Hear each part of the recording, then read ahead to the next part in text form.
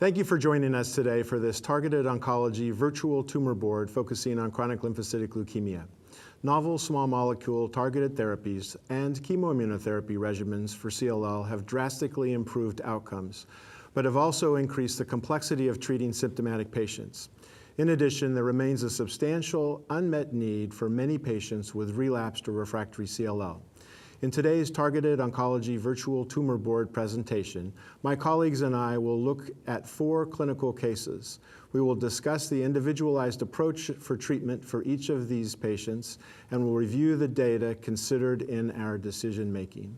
I'm William Wierda, Professor of Medicine at the University of Texas MD Anderson Cancer Center in Houston, Texas, and today I'm joined by Dr. Adam Bagg, Professor of Pathology and Laboratory Medicine at the University of Pennsylvania, Perelman School of Medicine in Philadelphia, and by medical oncologist Dr. Matt Davids, Assistant Professor of Medicine at Harvard Medical School in Boston, and Dr. Nitin Jain, Associate Professor of Medicine also at MD Anderson Cancer Center. So let's get started with the first case. So the first case is a 75-year-old female reported symptoms of weight loss and fullness in her left upper quadrant. Her past medical history is significant for hypertension and hypercholesterolemia, both which are medically controlled. Physical exam shows moderate axillary lymphadenopathy. Her spleen is palpable at 4 centimeters below her left costal margin, and she's otherwise well appearing and continues her daily activity. Her laboratory findings are significant for an elevated white blood cell count at 48,000, 73% are lymphocytes, hemoglobin is 9.1, platelets are 125, absolute neutrophil count is 1,800, LDH is 250, beta-2 microglobulin 4.2. Flow cytometry shows a monoclonal population of cells that are also expressing CD5, 19, and 23. FISH is done and shows 11q deletion. Molecular analysis shows an unmutated immunoglobulin heavy chain variable gene, and sequencing of TP53 shows wild-type TP53. Bone marrow biopsy shows diffuse infiltration by CLL.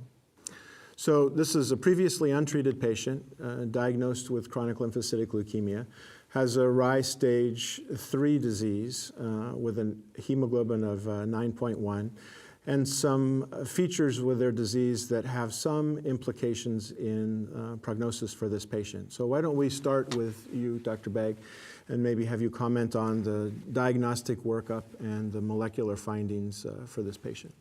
Thanks very much, Dr. Wierda. Obviously, the flow cytometry is important in the characterization and diagnosis of CLL.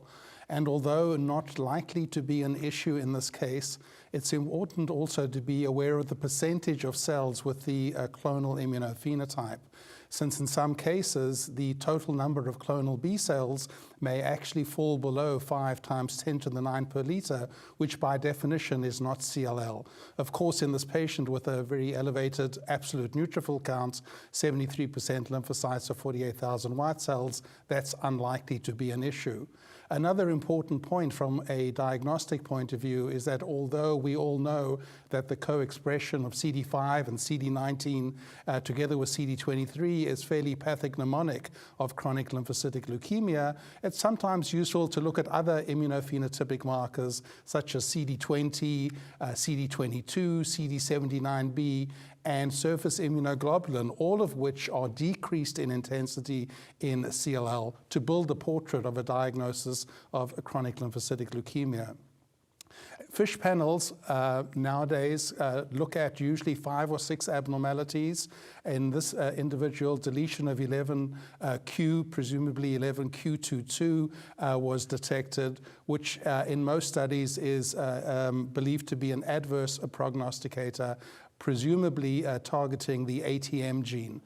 With regard to additional molecular studies, of course, the distinction of whether the B cell has or has not transited the germinal center, with the indication of this being whether the immunoglobulin heavy chain variable region is mutated or unmutated, is an important prognostic factor.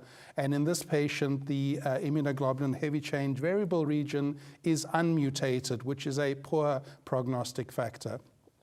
The only gene that seems to have been investigated in this patient was TP53, which was reported to be wild type or negative. A caution to the interpretation of TP53 mutation analysis for the practitioner is to know which exons have been evaluated.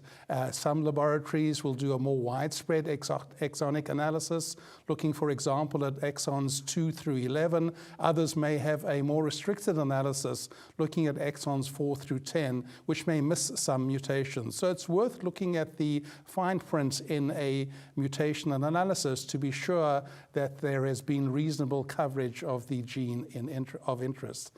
Finally, the bone marrow biopsy notes that the infiltration pattern in the marrow is diffuse.